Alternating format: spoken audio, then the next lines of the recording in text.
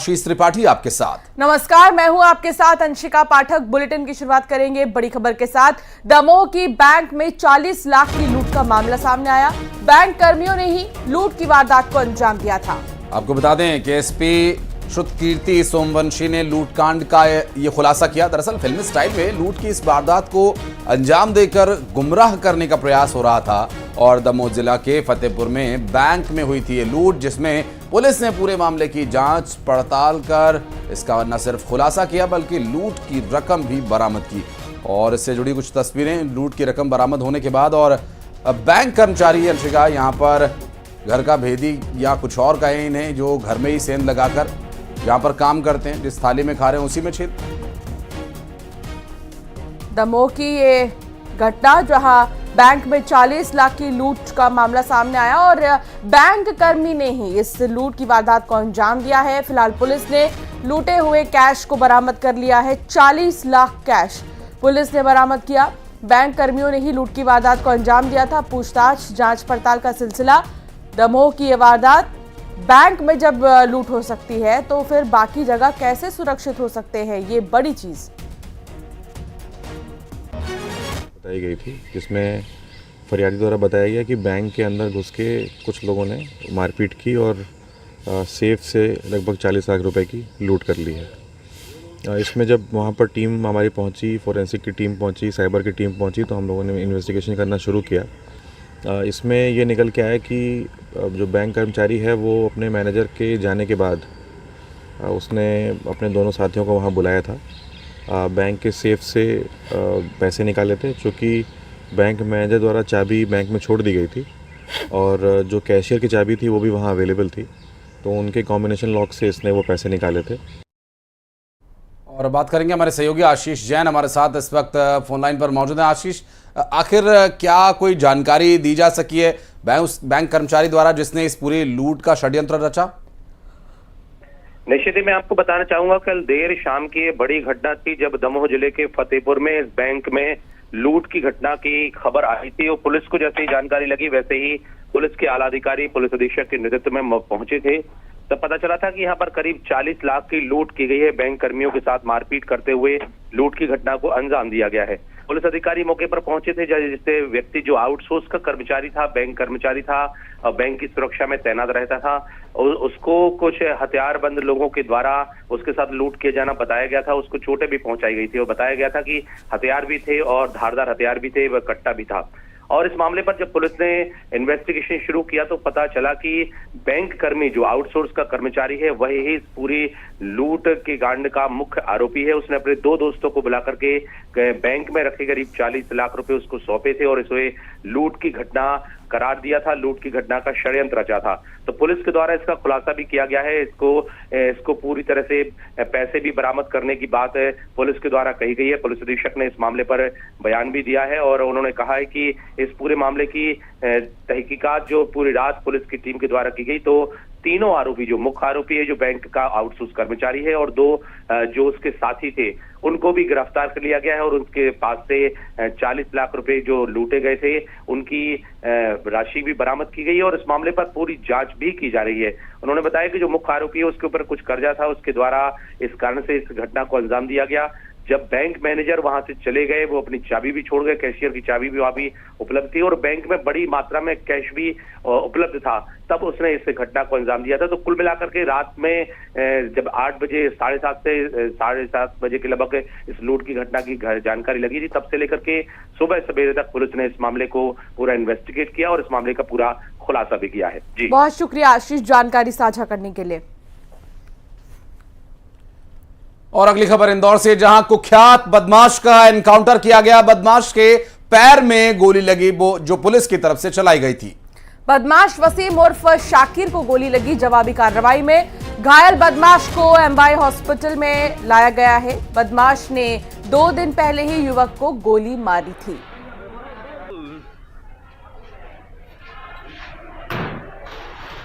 मौके पे गई और पुलिस की मौजूदगी को जब उन दोनों ने भापा, उनको ये प्रतीत हुआ कि पुलिस उनकी घेराबंदी करने आई है, तो उन्होंने पुलिस पर फायर करना स्टार्ट किया, जिसमें उन्होंने पुलिस पर टोटल 3 फायर किए और जिसमें से एक फायर पुलिस द्वारा उस समय उनको तत्काल आत्मसमर्पण करने के लिए काफ़ी चेतावनी भी दी गई, बट उनके द्वारा उसको नज़रअंदाज किया गया।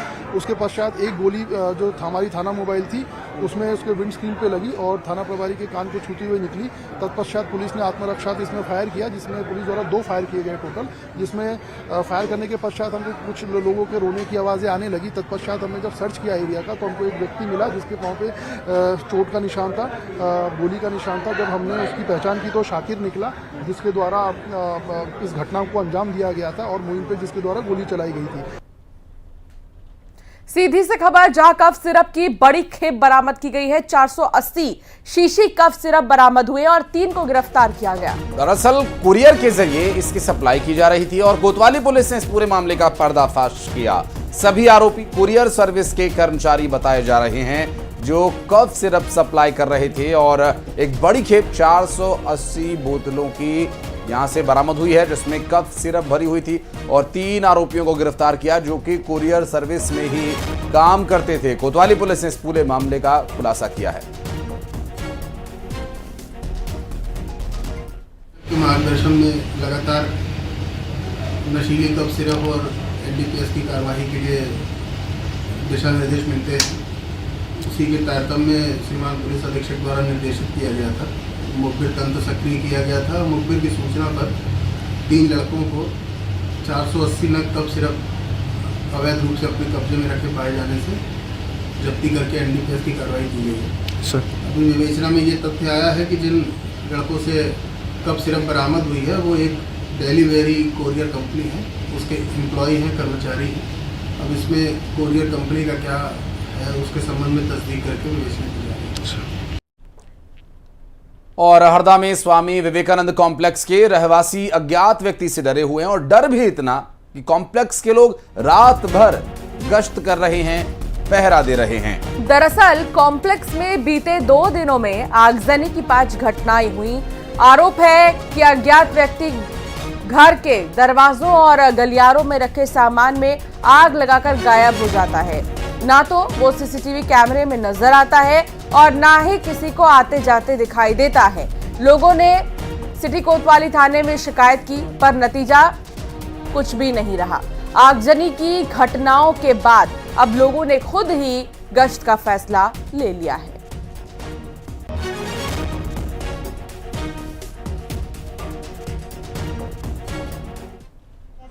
ग्यारह बजे रात को हुई थी ये घटना और गादी रखी थी और गादी में आग लगी थी और हम लोग बाहर जो नहीं जब धुआं हुई जब हम लोग बाहर निकले। क्या अपने आप लग रही है? अपने आप लग रही है? नहीं, कोई लगा रहा है और लगा के 10 मिनट में भग जा रहा है। पिछले 2 दिन से पूरे कॉम्प्लेक्स में एक ही दिन में 3 जगह आग लगाई गई है और हम लोग रात में 4 बजे तक गश्त देते रहे। पुलिस में 1-2 बार इन्फॉर्मेशन भी दी है। हम चाहते हैं कि इससे पुलिस वाले कोई कदम रहे जिससे कि हमारी सुरक्षा बने रहे। हम सभी लोग पिछले रात सभी लोग डरे रहे, लेडीज़ वगैरह सब छत पे घूमते रहे। तो वहीं आज प्रदेश में नर्सिंग की परीक्षा होगी। 3 साल बाद आयोजित हो रही है नर्सिंग की परीक्षा। बताते चले कि इस परीक्षा में 30,000 से ज्यादा परीक्षार्थी हिस्सा ले रहे हैं और प्रदेश भर में 181 परीक्षा केंद्र बनाए गए हैं। और इससे पहले नर्सिंग की परीक्षा का लंबा इंतजार परीक्षार्थियों को करना पड़ा, अभ्यर्थियों को करना पड़ा। 3 साल बाद ये परीक्षा आयोजित हो रही है। इससे पहले कुछ गड़बड़ियों के चलते परीक्षा पर रोक लगा दी गई थी, लेकिन अब ये एक बार फिर आयोजित हो रही है परीक्षा और 181 जो परीक्षा केंद्र बनाए गए हैं, इन 181 परीक्षा केंद्रों में 30,000 से ज्यादा अभ्यर्थी परीक्षा देंगे नर्सिंग की। और जो इंतजार उन्हें था अब वो इंतजार खत्म हुआ और आज ये परीक्षा हो रही है। शैलेंद्र भदौरिया संवाददाता साथ जुड़ गए हैं। शैलेंद्र, आज नर्सिंग की परीक्षा की शुरुआत होगी और सबसे बड़ी बात यह कि कई ऐसे परीक्षार्थी हैं जिन्होंने तैयारी की है आज के दिन के लिए ही। कौन से डॉक्यूमेंट जरूरी रहेंगे, कितने बजे से परीक्षा शुरू होगी, जानकारी दीजिए। देखिए, बिल्कुल मध्य प्रदेश के नर्सिंग छात्रों के लिए आज बेहद खास दिन है, जो पिछले 3 साल से अपने परीक्षा का इंतजार कर रहे थे। देखिए, जिस तरीके से नर्सिंग कॉलेजों में अनियमितता की खबरें आई थी और इस पूरे मामले को में कोर्ट में भी PIL दायर हुई थी। उसके बाद कोर्ट की तरफ से पूरे इस मामले की जांच कराई गई थी और जांच के बाद अब ये पाया गया है कि जो छात्र हैं उनका भविष्य जो है वो खतरे में नहीं डाला जा सकता है। यदि जो कॉलेज है उनकी तरफ से कोई अनियमितता की गई तो उसका भुगतान जो है वो छात्र नहीं भुगतेंगे। यही कारण है कि आज 3 साल बाद आज से परीक्षाएं होने वाली हैं।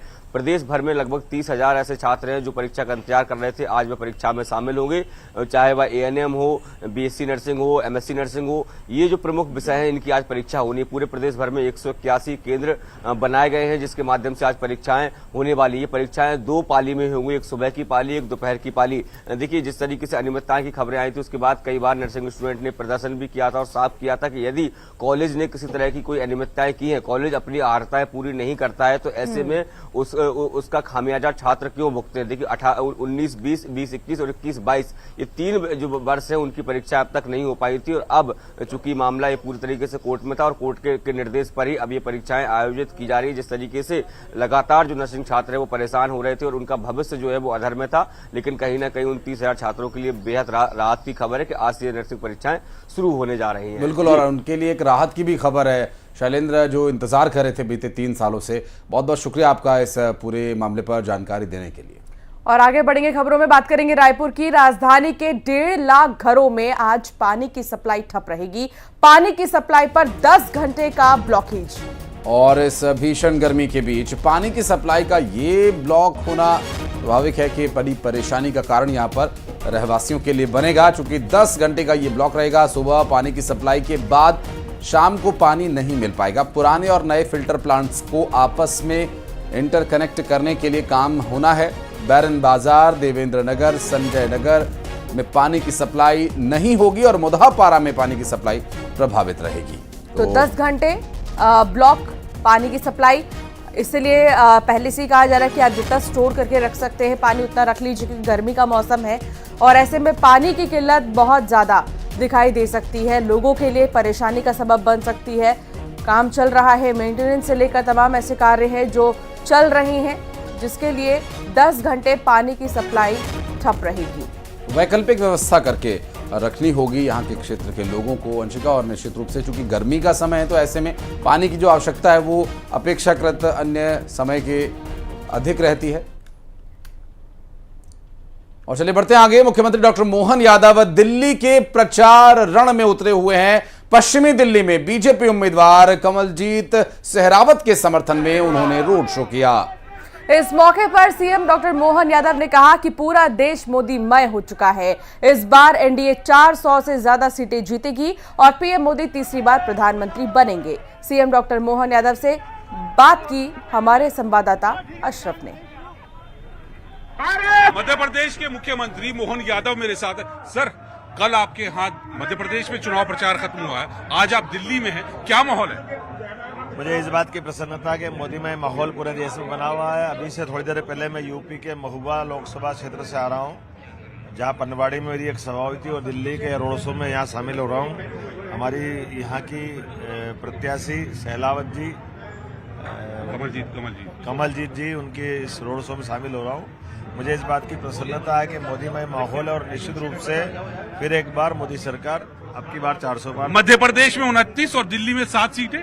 निश्चित रूप से सभी की पूरे देश में 400 सीटें, एनडीए परिवार सहित। मुद्दे क्या रहे सर आपके मध्य प्रदेश में खास? केवल मोदी मोदी मोदी और भारतीय जनता पार्टी का विकास। ठीक है, तो मुख्यमंत्री कह रहे हैं कि जो विकास है वो मुद्दा है, डबल इंजन की सरकार है। कैमरामैन मुनमुन के साथ नई दिल्ली से अशरफ काज़मी, न्यूज़ 18। बीजेपी के दिग्गज प्रत्याशियों के समर्थन में लगातार प्रचार हो रहे हैं। पूर्व मुख्यमंत्री शिवराज सिंह चौहान ने दिल्ली के उत्तर पूर्व लोकसभा सीट से उम्मीदवार मनोज तिवारी के समर्थन में महिला सम्मेलन में हिस्सा लिया और इस दौरान उन्होंने दिल्ली के मुख्यमंत्री अरविंद केजरीवाल पर जमकर हमला बोला। सम्मेलन में उन्होंने पूर्वी दिल्ली के प्रत्याशी और नई दिल्ली से उम्मीदवार के लिए भी जनसमर्थन की अपील की है। और अब चूंकि अगला जो चरण है दिल्ली में चुनाव का है, ऐसे में मध्य प्रदेश में चुनाव संपन्न होने के बाद अब मध्य प्रदेश के जो बड़े चेहरे हैं भारतीय जनता पार्टी के, वो दिल्ली में उतार दिए गए हैं। तो मुझे समझ में नहीं आ रहा, केजरीवाल जी, ये केजरीवाल नहीं करप्शन बाल बन गए हैं। केजरी करप्शन बाल, भ्रष्टाचार के सारे रिकॉर्ड तोड़ दिए इस आदमी। ईमानदारी की सौगंध खा के आने वाला सबसे बड़ा भ्रष्टाचारी निकला। और आज यहां खड़े होकर मैं कह रहा हूं, प्रधानमंत्री के नेतृत्व में भारत विश्व गुरु बनेगा, दुनिया की कोई ताकत रोक नहीं सकती, विश्व गुरु बनेगा। और दूसरी तरफ जब कांग्रेस की सरकार थी, पिद्दी पिद्दी से देश हमें डराते थे। ये इंडी गठबंधन वालों को हो क्या गया है? बोले पाकिस्तान के पास परमाणु बम है, तो हमारे पास भी 56 इंच के सीने वाला प्रधानमंत्री है। हम किसी को छेड़ेंगे नहीं, लेकिन किसी ने हमें छेड़ा तो उसे हम, किसी ने हमें छेड़ा तो छोड़ेंगे नहीं। ये अलग भारत है। और भिंड से बड़ी खबर आपको बता दें, जहां खेत में सो रहे किसान पर गांव के ही दबंगों ने ज्वलनशील पदार्थ डालकर जलाने की कोशिश की। बताया जा रहा है कि दबंगों ने शराब डालकर सोते हुए किसान को आग लगाई। किसान के शरीर का अधिकांश भाग जल गया है।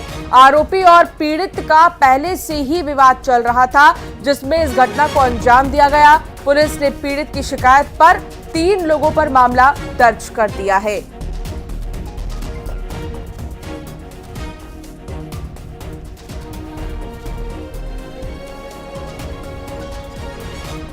बच्चे के साथ घटना हुई बलात्कार की।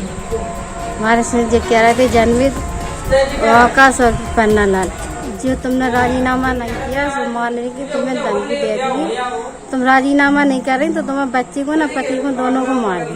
लगभग 10:30 बजे अपने खेत पर मूंग रखाने के लिए गया था। गाय भगा करके खेत की मेड़ पर चारपाई पर सो रहा था। तभी गांव के 2-3 लोगों ने आकर इसके ऊपर कुछ ज्वलनशील पदार्थ डाल करके आग लगा दी थी, जिससे फरियादी बुरी तरह से गंभीर रूप से घायल होकर जल गया था, जिस पर से अभी थाने आकर रिपोर्ट किया है। इसमें प्रकरण पंजीबद्ध कर विवेचना की जाएगी। मरीज मेडिकल के लिए आया था मंगल सेन करके, तो इसका मेडिकल चेकअप के लिए प्राथमिक उपचार देके इसको जिला अस्पताल के लिए रेफर कर दिया गया है।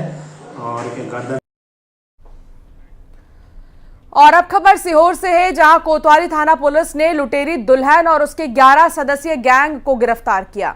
और इस गैंग ने देश के 11 राज्यों में पैसे लेकर मजबूरी के मारे लड़कों से शादियां की और महज शादी के 2 दिन बाद जो हाथ लगा लेकर 9-2-11 हो गए। और इस शातिर लुटेरी दुल्हन का असली नाम गुलनाज उर्फ मनीषा बताया जा रहा है, जो नागपुर की रहने वाली है, जबकि तथाकथित प्रेमी अंकित राजस्थान का रहने वाला है। और ये 11 से 12 लोग मिलकर लूटकांड की वारदातों को अंजाम देते थे। शादी के सपने संजोए लड़कों को ठगी का शिकार बनाते थे।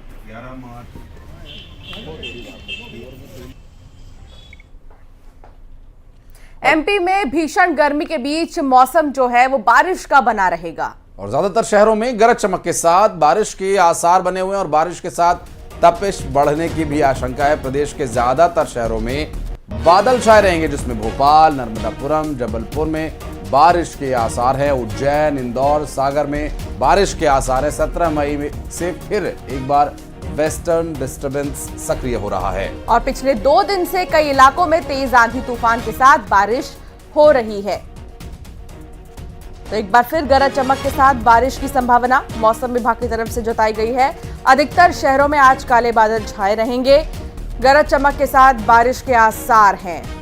पिछले 2 दिन से भी कुछ इलाकों में आंधी तूफान बारिश हो रही है। एक बार फिर अब भोपाल, नर्मदापुरम, जबलपुर में बारिश के आसार मौसम विभाग की तरफ से संभावना जो है जताई गई है।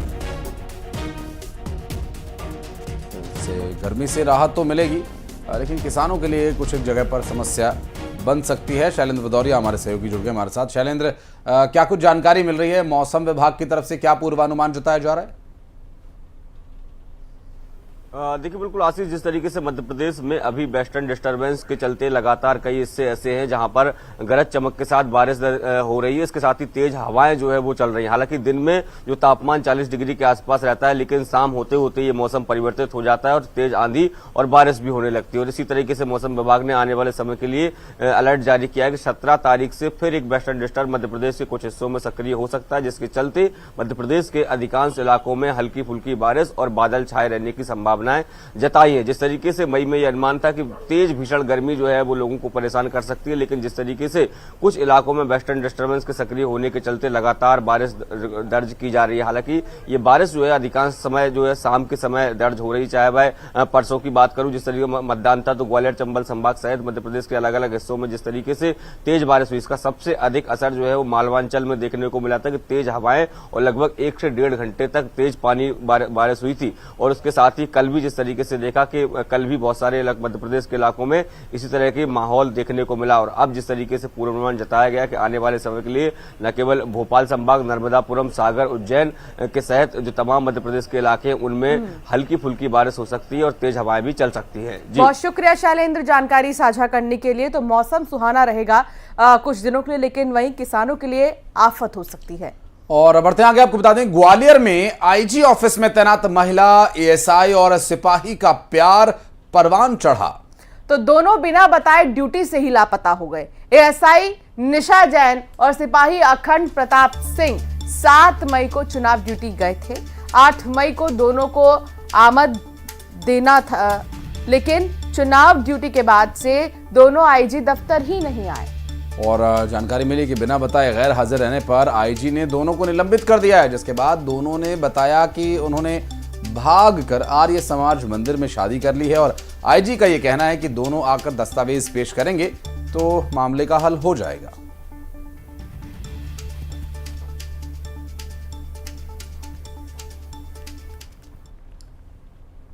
और अब खबर ग्वालियर से है, जहां निगम के अफसरों की लापरवाही आम लोगों के लिए परेशानी बन गई है। जी हां, निगम के स्विमिंग पूल में क्लोरीन की मात्रा अधिक होने से कमिश्नर साहब के बच्चे बीमार हो गए।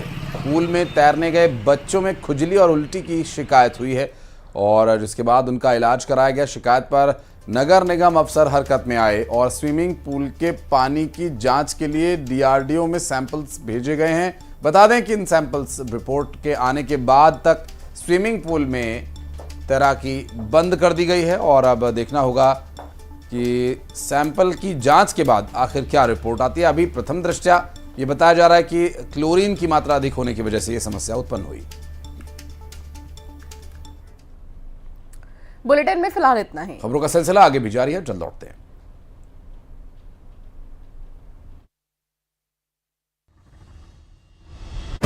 मंगनार में करवाई घर वापसी। कवर्धा में डिप्टी